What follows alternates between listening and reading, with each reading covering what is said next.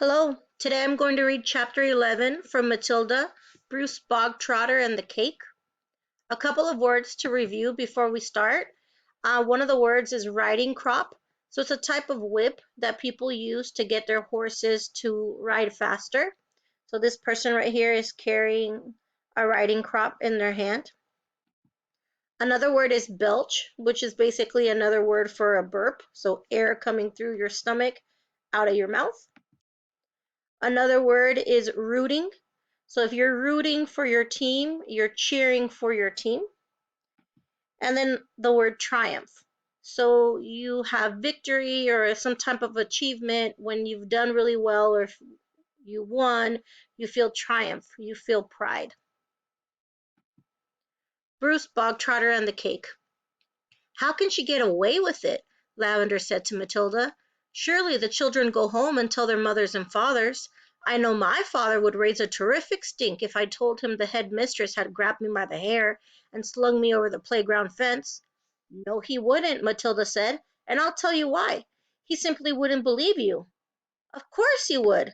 He wouldn't, Matilda said, and the reason is obvious. Your story would sound too ridiculous to be believed, and that is the Trunchbull's great secret. What is? Lavender asked. Matilda said, never do anything by halves if you want to get away with it. Be outrageous. Go the whole hog. Make sure everything you do is so completely crazy it's unbelievable. No parent is going to believe this pigtail story, not in a million years. Mine wouldn't. They'd call me a liar. In that case, Lavender said, Amanda's mother isn't going to cut her pigtails off. No, she isn't, Matilda said. Amanda will do it herself. You see if she doesn't. Do you think she's mad? Lavender asked. Who? The Trunchbull. No, I don't think she's mad, Matilda said, but she's very dangerous. Being in this school is like being in a cage with a cobra. You have to be very fast on your feet. They got another example of how dangerous the headmistress could be on the very next day. During lunch an announcement was made that the whole school should go into the assembly hall and be seated as soon as the meal was over. When all the 250 or so boys and girls were settled down in the assembly, the Trunchbull marched on to the platform. None of the other teachers came in with her. She was carrying a riding crop in her right hand. She stood up there on center stage in her green breeches, with legs apart and riding crop in hand, glaring at the sea of upturned faces before her. What's going to happen? Lavender whispered. I don't know, Matilda whispered back. The whole school waited for what was coming next. Bruce Bogtrotter? The Trunchbull barked suddenly. Where's Bruce Bogtrotter? A hand shot up among the seated children. Come up here, the Trunchbull shouted, and look smart about it. An 11-year-old boy who was decidedly large and round stood up and waddled briskly forward. He climbed up onto the platform. Stand over there, the Trunchbull ordered, pointing. The boy stood to one side. He looked nervous. He knew very well he wasn't up there to be presented with a prize. He was watching the headmistress with an exceedingly wary eye, and he kept edging farther and farther away from her with little shuffles of his feet, rather as a rat might edge away from a terrier that is watching it from across the room. His plump, flabby face had turned gray with fearful apprehension. His stockings hung about his ankles. This clot, boomed the headmistress, pointing the riding crop at him like a rapier, this blackhead, this foul carbuncle, this poisonous pustule that you see before you is none other than a disgusting criminal, a denizen of the underworld, a member of the mafia. Who, me? Bruce Bogtrotter said, looking genuinely puzzled. A thief, the Trunchbull screamed, a crook, a pirate, a brigand, a rustler. Steady on, the boy said. Dash it all, headmistress.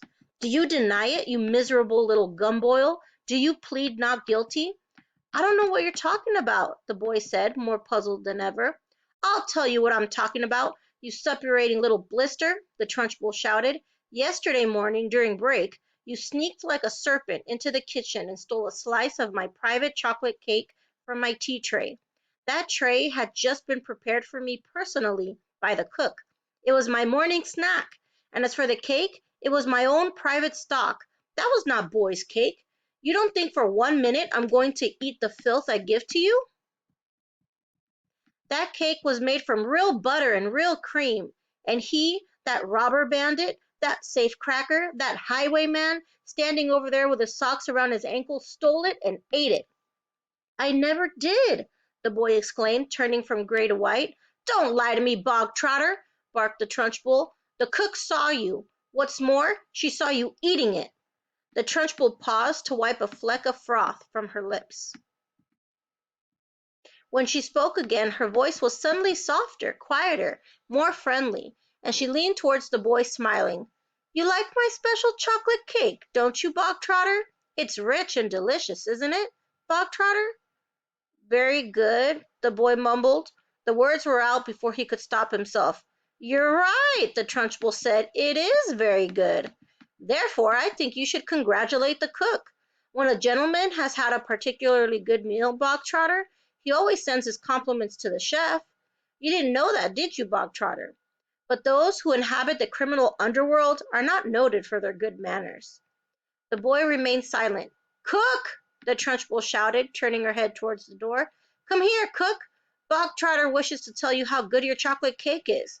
The cook, a tall, shriveled female, who looked as though all of her body juices had been dried out of her long ago in a hot oven, walked onto the platform wearing a dirty white apron. Her entrance had clearly been arranged beforehand by the head mistress. "Now then, Bogtrotter," the Trunchbull boomed, "tell cook what you think of her chocolate cake." "Very good," the boy mumbled. You could see he was now beginning to wonder what all this was leading up to. The only thing he knew for certain was that the law forbade the Trunchbull to hit him with the riding crop that she kept smacking against her thigh. That was some comfort, but not much, because the Trunchbull was totally unpredictable. One never knew what she was going to do next. "There you are, cook!" the Trunchbull cried. "Bogtrotter likes your cake. He adores your cake. Do you have any more of your cake you could give him?" "I do indeed," the cook said. She seemed to have learnt her lines by heart. "Then go and get it, and bring a knife to cut it with." The cook disappeared. Almost at once she was back again, staggering under the weight of an enormous round chocolate cake on a china platter. The cake was fully 18 inches in diameter, and it was covered with dark brown chocolate icing. "Put it on the table," the Trunchbull said. There was a small table center stage with a chair behind it. The cook placed the cake carefully on the table. "Sit down, Bogtrotter," the Trunchbull said. "Sit there." The boy moved cautiously to the table and sat down. He stared at the gigantic cake. "There you are, Bogtrotter," the Trunchbull said, and once again her voice became soft, persuasive, even gentle. "It's all for you, every bit of it. As you enjoyed that slice you had yesterday so very much, I ordered cook to bake you an extra large one, all for yourself." "Well, thank you," the boy said, totally bemused. "Thank cook, not me," the Trunchbull said. "Thank you, cook," the boy said. The cook stood there like a shriveled bootlace, tight-lipped, implacable, disapproving. She looked as though her mouth was full of lemon juice. "Come on, then," the Trunchbull said. "Why don't you cut yourself a nice thick slice and try it?" "What, now?" the boy said, cautious. He knew there was a catch in this somewhere, but he wasn't sure where. "Can't I take it home instead?" he asked. "That would be impolite," the Trunchbull said, with a crafty grin. "You must show Cookie here how grateful you are for all the trouble she's taken." The boy didn't move. "Go on, get on with it," the Trunchbull said. "Cut a slice and taste it. We haven't got all day." The boy picked up the knife and was about to cut into the cake when he stopped. He stared at the cake. Then he looked up at the Trunchbull, then at the tall, stringy cook with her lemon juice mouth. All the children in the hall were watching tensely, waiting for something to happen. They felt certain it must. The Trunchbull was not a person who would give someone a whole chocolate cake to eat just out of kindness. Many were guessing that it had been filled with pepper or castor oil, or some other foul-tasting substance that would make the boy violently sick. It might even be arsenic, and he would be dead in 10 seconds flat. Or perhaps it was a booby-trapped cake, and the whole thing would blow up the moment it was cut, taking Bruce Bogtrotter with it. No one in the school put it past a Trunchbull to do any of these things. "I don't want to eat it," the boy said. "Taste it, you little brat," the Trunchbull said. "You're insulting the cook." Very gingerly, the boy began to cut a thin slice of the vast cake. Then he levered the slice out. Then he put down the knife and took the sticky thing in his fingers and started very slowly to eat it. "It's good, isn't it?" the Trunchbull asked. "Very good," the boy said, chewing and swallowing. He finished the slice. "Have another," the Trunchbull said. "That's enough, thank you," the boy murmured. "I said have another," the Trunchbull said, and now there was an altogether sharper edge to her voice. "Eat another slice. Do as you are told." "I don't want another slice," the boy said. Suddenly the Trunchbull exploded. "Eat!" she shouted, banging her thigh with the riding crop. "If I tell you to eat, you will eat. You wanted cake? You stole cake, and now you've got cake.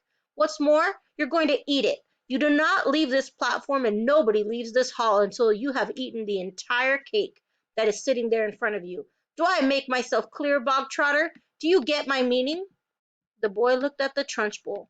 Then he looked down at the enormous cake. "Eat!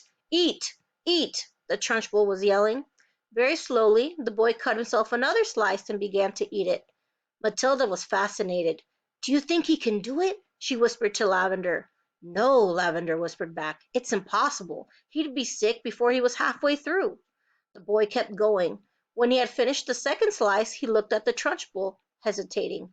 "Eat!" she shouted. "Greedy little thieves who like to eat cake must have cake. Eat faster, boy, eat faster. We don't want to be here all day. And don't stop like you're doing now. Next time you stop before it's all finished, you'll go straight into the chokey, and I shall lock the door and throw the key down the well." The boy cut a third slice and started to eat it. He finished this one quicker than the other two, and when that was done, he immediately picked up the knife and cut the next slice. In some peculiar way, he seemed to be getting into his stride. Matilda, watching closely, saw no signs of distress in the boy yet. If anything, he seemed to be gathering confidence as he went along. "He's doing well," she whispered to Lavender. "He'll be sick soon," Lavender whispered back. "It's going to be horrid." When Bruce Bogtrotter had eaten his way through half of the entire enormous cake, he paused for just a couple of seconds and took several deep breaths.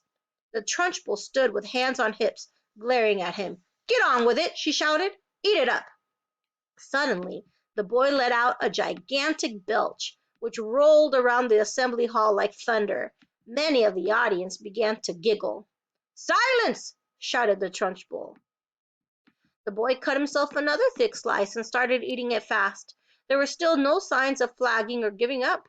He certainly did not look as though he was about to stop and cry out, I can't eat any more. I'm going to be sick." He was still in there running. And now a subtle change was coming over the 250 watching children in the audience. Earlier on, they had sensed impending disaster. They had prepared themselves for an unpleasant scene in which the wretched boy, stuffed to the gills with chocolate cake, would have to surrender and beg for mercy, and then they would have watched the triumphant Trunchbull forcing more and still more cake into the mouths of the gasping boy. Not a bit of it. Bruce Bogtrotter was 3/4 of the way through and still going strong. One sensed that he was almost beginning to enjoy himself. He had a mountain to climb, and he was jolly well going to reach the top or die in the attempt. What is more, he had now become very conscious of his audience, and of how they were all silently rooting for him. This was nothing less than a battle between him and the mighty Trunchbull. Suddenly someone shouted, "Come on, Brucey! You can make it!" The Trunchbull wheeled round and yelled, "Silence!" The audience watched intently. They were thoroughly caught up in the contest. They were longing to start cheering, but they didn't dare. "I think he's going to make it," Matilda whispered. "I think so too," Lavender whispered back. "I wouldn't have believed anyone in the world could eat the whole of a cake that size." "The Trunchbull doesn't believe it either," Matilda whispered. "Look at her. She's turning redder and redder. She's going to kill him if he wins." The boy was slowing down now. There was no doubt about that. But he kept pushing the stuff into his mouth with the dogged perseverance of a long-distance runner who has sighted the finishing line and knows he must keep going. At the very last mouthful disappeared. A tremendous cheer rose up from the audience, and children were leaping onto their chairs and yelling and clapping and shouting, "Well done, Brucey! Good for you, Brucey! You've won a gold medal, Brucey!"